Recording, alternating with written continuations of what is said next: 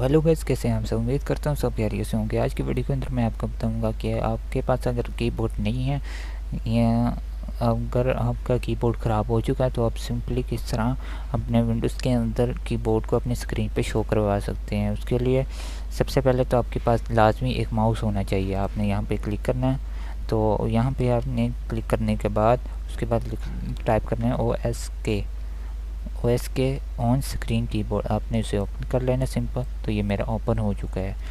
अब इसमें से जो भी आप टाइप करना चाहें वो टाइप कर सकते हैं, ठीक है।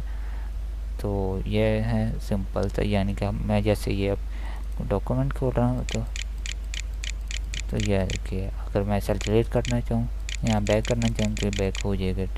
तो उम्मीद करता हूँ आपकी वीडियो आपको पसंद आई होगी। अगर पसंद आई है तो लाइक, शेयर और कमेंट ज़रूर करें।